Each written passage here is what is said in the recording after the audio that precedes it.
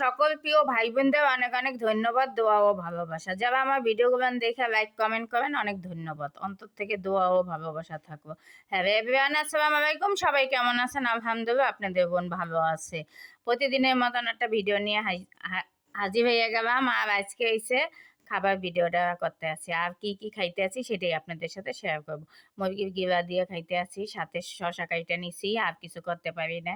আর এখন বাজে কিন্তু রাত 11টা 12টার সময় রাত্রে খাবারটাই খাইতে আসি, গ্যাস থাকে না, কি করব।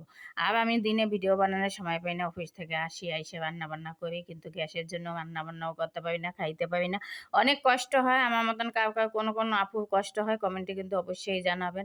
আমার খাওয়ার ভিডিওগুলো যদি আপনাদের কাছে ভালো লাগে, একটু লাইক কমেন্ট করে শেয়ার করে পাশে থাকবেন। আর একটু বেশি একটু কমেন্ট করবেন, একটু আর ইউটিউব থেকে যাওয়া দেখেন একটু সাবস্ক্রাইব করবেন, ফেসবুক থেকে যাওয়া দেখেন একটু ফলো দেবেন। লাইক কমেন্ট ফলো দিয়ে একটু পাশে থাকবেন। আপনাদের ভিডিওগুলো আমি যখন সামনে আসবে, আমি সবাই ভিডিওগুলো দেখবো। আর আমি যখন পারি শেয়ার করে দেই। আর সকল প্রিয় ভাই বোনদের বলি যে একটু সাপোর্ট দেবেন, একটু সাপোর্টে আগাই যাব।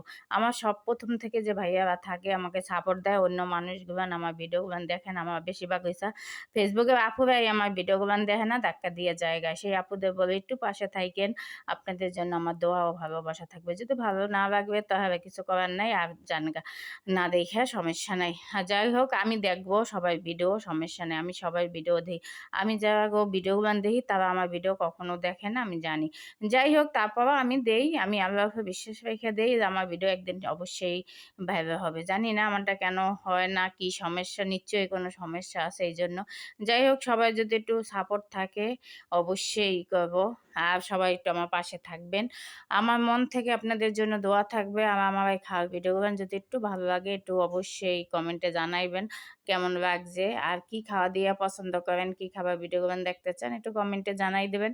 তাহলে আমি ওইগুলো নিয়ে ভিডিও করবো সবসময়। আর বিশেষ কথা হয়েছে, কোনো খাবার আইটেম টাইটেম বানাইতে পারি না, কি নিয়ে বসবো, এই ভাত এই কয়টা খাই, কোনো রকম জীবনযাপন চালাই, এই তো বলেন তো। আর আমি মেশিনেটা কিনছি, সেটাও মাছ ঠাছ বাজতে পারি না, দেখে রান্না করতে পারি না। যাই হোক, মাছ বাজতে পারবে ওইটাও হবে না। আর মেশিনটা অনেক বড় হয়ে গেছে আমার, এই জন্য বিরক্ত লাগে মেশিনে রান্না করতে।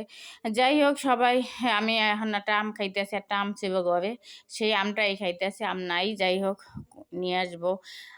বৃষ্টির জন্য কোনোখানে যাইতেও পারি না, নিয়ে আসতেও পারি না। আমাদের এলাকায় ওরকম আম ঠাম নিয়ে এখন বসেও না। এবার রিসিও দেখলাম এই এলাকায় বসে না, জানি না রিসু কি শেষ নাকি নাই বছর রিসু বা চাহিদা কম, এইটাই জানি।